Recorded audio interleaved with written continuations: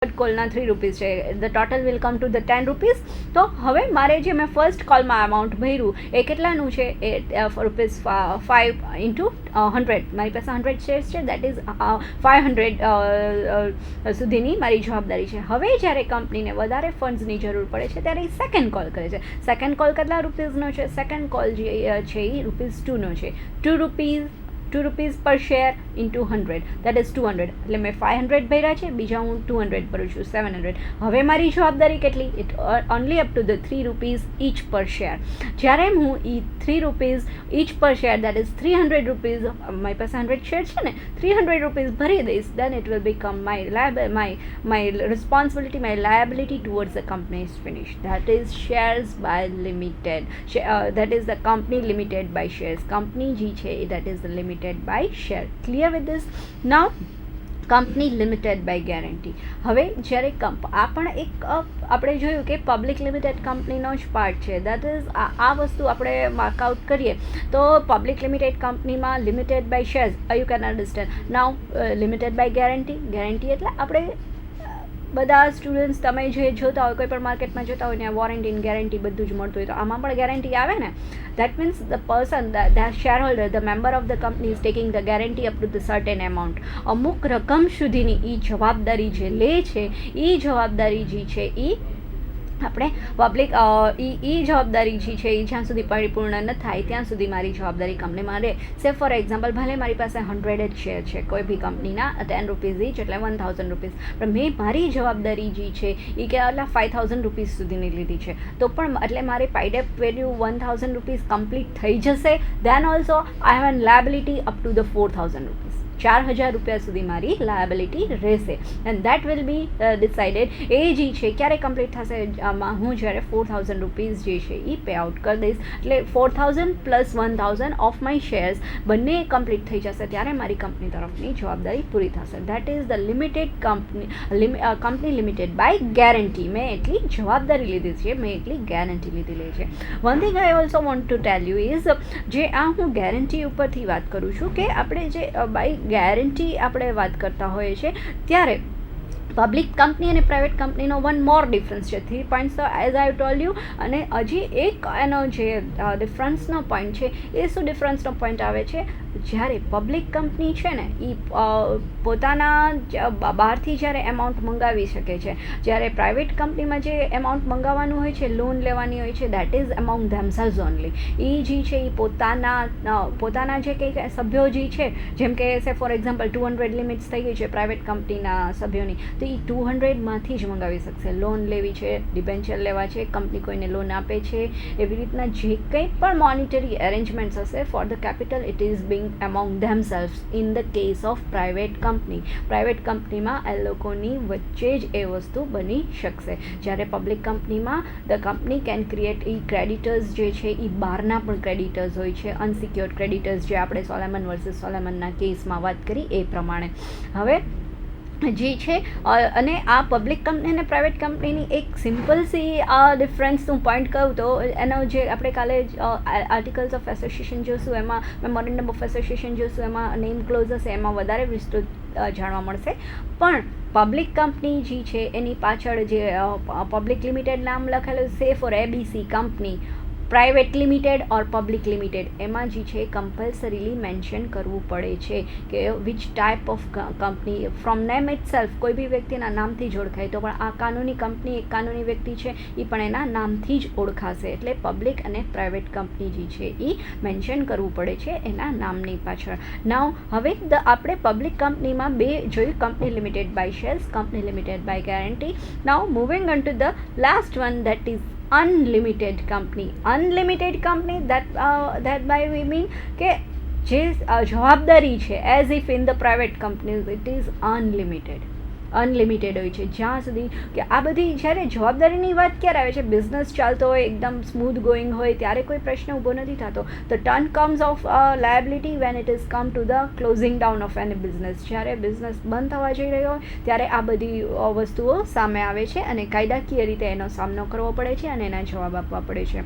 તો for that કે unlimited company જ્યારે હોય છે ત્યારે એમાં બધા જ શેર હોલ્ડરની જવાબદારી જ્યાં સુધી કંપનીના બધા જ એમાઉન્ટ પે ઓફ ન થઈ જાય ત્યાં સુધીની રહે છે. That is it is up to the personally of their property. Personally private public લિમિટેડમાં જ્યારે આપણે લિમિટેડ વર્ડ યુઝ કરીએ છીએ ત્યારે જવાબદારી સીમિત થાય છે, જ્યારે આમાં જે છે જવાબદારી કોઈ સંખ્યાઓમાં સીમિત થતી પણ નથી. એ પોતાના પર્સનલ જે સે ફોર એક્ઝામ્પલ કે આપણે કીધું કે company is an separate from its members, તો એને પણ એનું પોતાનું આગવું અસ્તિત્વ છે પણ એનો જીવ નથી. It is an artificial person, બરાબર. એને હાથ કાન નાક પગ કાંઈ એવું છે નહીં, એટલે તો એ ચાલે છે કેના દ્વારા? સોલ દ્વારા. સોલ ક્યું?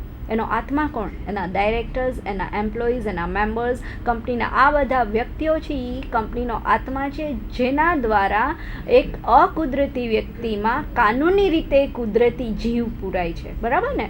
તો એવી રીતે જે છે પણ લિમિટેડ કંપનીની જ્યારે વાત કરીએ છીએ ત્યારે લિમિટેડ કંપની જે છે એમાં જે શેર હોલ્ડર્સ છે એની જવાબદારી અનલિમિટેડ થાય છે, right. Clear up to this? Now moving on the basis of, હવે આપણે જે બીજા બેઝિસની વાત કરીએ કે ઓન ધ બેઝિસ ઓફ કંટ્રોલના બેઝિસ ઉપર જે કોઈ પણ ડિવાઈડ કરવામાં આવેલી છે જવાબદારી, it can be divided into holding company and the subsidiary company. Holding company that means hold કરે છે. Subsidiary that means it is in the under. Say for આપણે તમે લોકો જે છે હજી again I am calling you back as હું તમને યાદ કરાવું તમારું બીકોમ, તો તમે આપણે જે એકાઉન્ટ્સમાં ભણેલા હશો એમાં આપણે એમાલ્ગમેશન પણ આવતું. એમાલ્ગમેશન એટલે જોડાણ, બરાબર.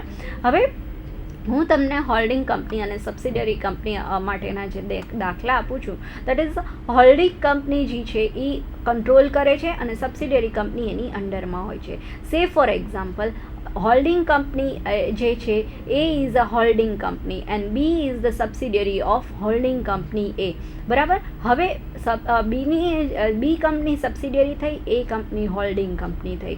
હવે સબસિડિયરી કંપની જે છે એની પણ એક સબસિડિયરી છે, દેટ ઇઝ સી. હવે સી જે કંપની છે is the subsidiary of B. હવે ઓટોમેટિકલી એની અંડર, એ એટલે હોલ્ડિંગ કંપની, એની અંડરમાં કેટલી સબસિડિયરી થઈ? That is the subsidiary B and subsidiary C. Y?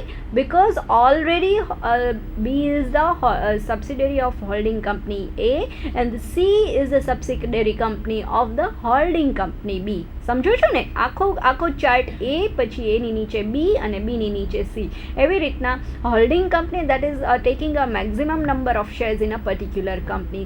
જે મેં તમને હમણાં એકાઉન્ટ્સ યાદ કરાવીને અમાલ્ગમેશનની વાત કરી, હવે જ્યારે બે કંપની જોડાણ કરી લે છે ત્યારે એક કંપનીનો આખો બિઝનેસ જે છે, એસેટ્સ લાયબિલિટીઝ, એ કોણ કવર કરી લે? બીજી કંપની કવર કરી લે છે, બરાબર. તો એ જે છે બીજી કંપની એનું પોતાનું અસ્તિત્વ ગુમાવતી નથી ઘણા વખતે, તો એ જે છે શું થઈ જાય છે? એની સબસિડિયરી થઈ જાય છે. સે for example, now the holding company and correlated subsidiary company jointly known as ABC company limited. એવી રીતના થઈ શકે છે.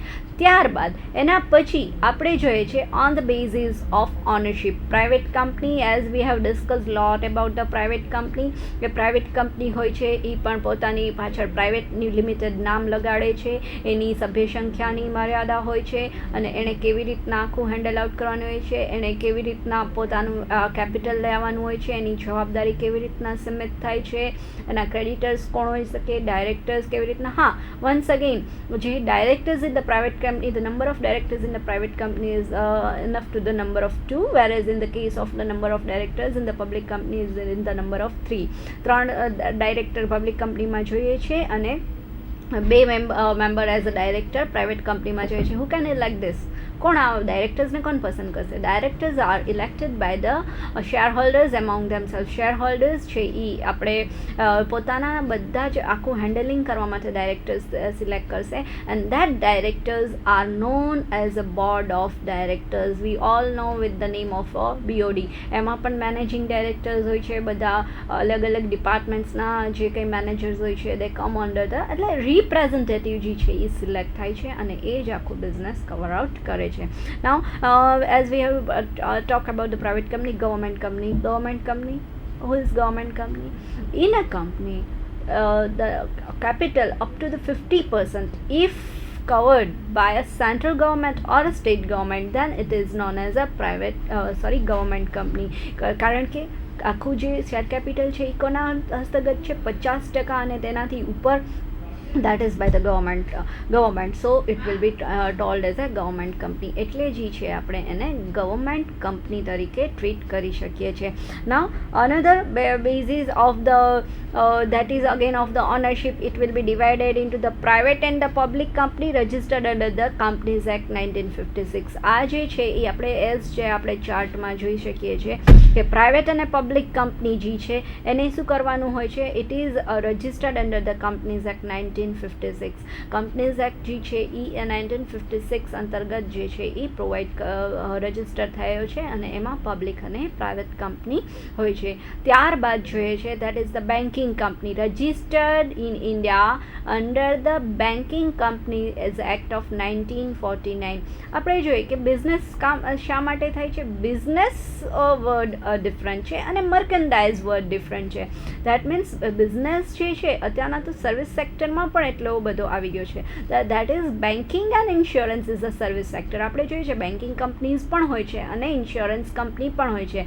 એમાં પણ આપણે પબ્લિક અને પ્રાઇવેટના એક્ઝામ્પલ હોય છે. સે for example in the case of insurance, LIC, Life Insurance Corporation of India, it is a part of government, whereas the others insurance company is a private insurance company. Say for the banking business, nationalized banks they are providing national services, whereas in the case it is HDFC છે, Axis banks છે, એ બધી જ bank જે છે એ private sectors banks છે, but they are the service providers. એ જે છે એ પોતાની સેવાઓ ને જે છે એ કન્ડેન્સ કરી અને સેલ આઉટ કરે છે. તો આપણે અત્યારના બેન્કિંગ કંપનીની વાત કરીએ છીએ તો બેન્કિંગ કંપનીઝનું અસ્તિત્વ તો શું એ લોકોએ આપણે કંપનીઝ એક્ટ 1956 અંતર્ગત રજિસ્ટ્રેશન નહીં કરાવવાનું હોય? No doubt they have to follow all the rules and the regulations of companies act 1956. Companies act 1956ના દરેક જે કંઈ પણ જે છે રૂલ્સ અને રેગ્યુલેશન્સ ફોલો કરવાના હશે. વેરએઝ ઇન ધ અધર કેસ કે એને જે છે એ બધી એની પ્રોવિઝન્સ કેની મેન્ટેન કરવાની હશે? બેન્કિંગ રેગ્યુલેશન્સ એક્ટ 1949ની જે છે એ બધી જ પ્રોવિઝન્સ ફોલો કરવાની હશે. અને એમાં જે છે maximum limit of the members is up to the 20. એમાં જે છે number of membership 20 in the case of 10 in the banking business and 20 in the other business. એટલે કે 10 સભ્ય બેન્કિંગ બિઝનેસમાં હોય છે અને સ્ટાર્ટિંગ થાય છે. અને that is the lastly we move on to the foreign company. Foreign company that means whose existence, that is foreign company and foreign company they are doing the business in the foreign country and having a place of business in factory in India. So the good examples of MNC's company, આપણે બધા ડોમિનોઝના pizza ખાઈએ છીએ ને, બરાબર? તો એ foreign company છે, બરાબર? એનું જે છે આ બિઝનેસ પ્લેસ શું છે? એનું એક્ઝિસ્ટન્સ ક્યાંથી આવેલું છે? ફોરેનથી આવેલું છે, પણ એનું એક્ઝિસ્ટન્સ ક્યાં છે? Place of business it is in the એ ક્યાં છે? આપણે ઇન્ડિયામાં એનું બિઝનેસ પ્લેસ છે. These all are covered under. આ બધી જ વસ્તુ જે છે એ આપણે ફોરેન કંપનીમાં કવર કરી શકીએ છીએ, બરાબર?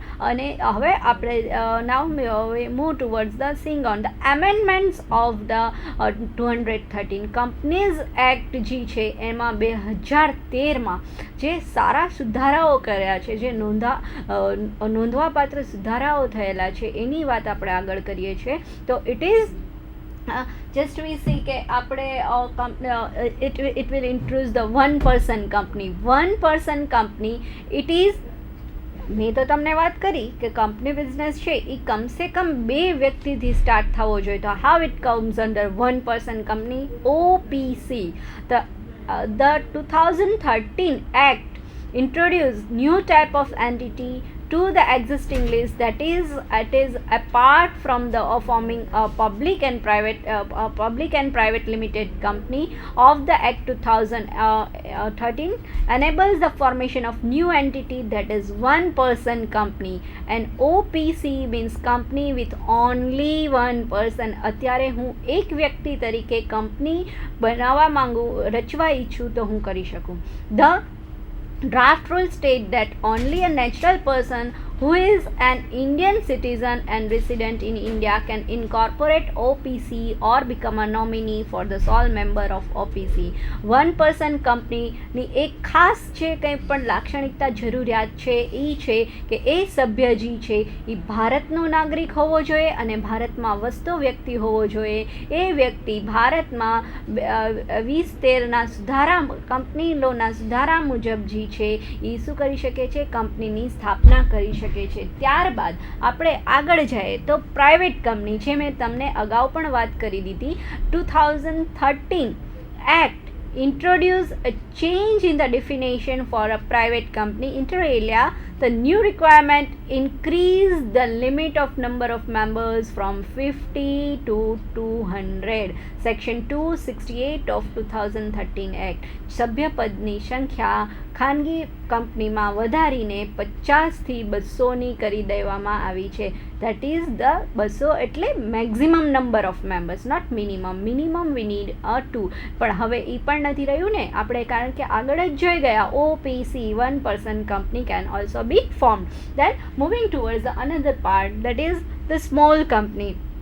It is a small company has been defined as company other than the public company. આપણે પબ્લિક કંપનીના 3 પાર્ટ જોયા ને, એમાંથી પણ આગળ જઈને વધીએ છીએ એ આપણે સ્મોલ કંપનીના કન્સેપ્ટ ઉપર જાય છે. That is whose paid up share capital of which does not exceed 50 lakh or NIR or such higher amount as may be prescribed which shall not be more than 5 crore NIR. એટલે કે જેનું pad up capital ઓછામાં ઓછું 50 લાખનું હોય અને વધુમાં વધુ જે છે 5 કરોડથી વધારે ન હોય એ સ્મોલ કંપની કહી શકાય છે. અને turnover of which as per the last profit and loss account does not exceed 2 crore and a higher amount as may be prescribed which will not be more than 20 crore. એટલે કે છેલ્લા પાછલા વર્ષના નફા નુકસાન ખાતા અનુસાર જેનું ટર્નઓવર કે 2 કરોડથી ઓછું નહીં અને 2 કરોડથી ઓછું નહીં અને જે 20 કરોડની અંદર હોય એવી સ્મોલ કંપની કહી શકાય છે.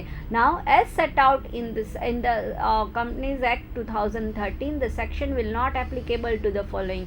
જે આ ઉપર સ્મોલ કંપનીની સેક્શન આપણે જોઈને એ કેને એપ્લાય નથી થતી, that is it is the holding company or subsidiary company. Holding કંપનીને અને સબસિડરી કંપનીને નથી અપ્લાય થતી. Then it will be company registered under the section 8. Company જે સેક્શન 8 અંતર્ગત રજિસ્ટર થયેલી છે, that is a company or a body corporate governed by any special act. એને જે આ સ્મોલ કંપનીવાળી જે પ્રોવિઝન્સ છે એ અપ્લાય થતી નથી. Moving on to the last one, that is the dormant company. Dormant કંપનીની જે કંઈ પણ વાત કરી રહ્યા છીએ, that is the 2013 Act state that the company can be classified as dormant when it is formed and registered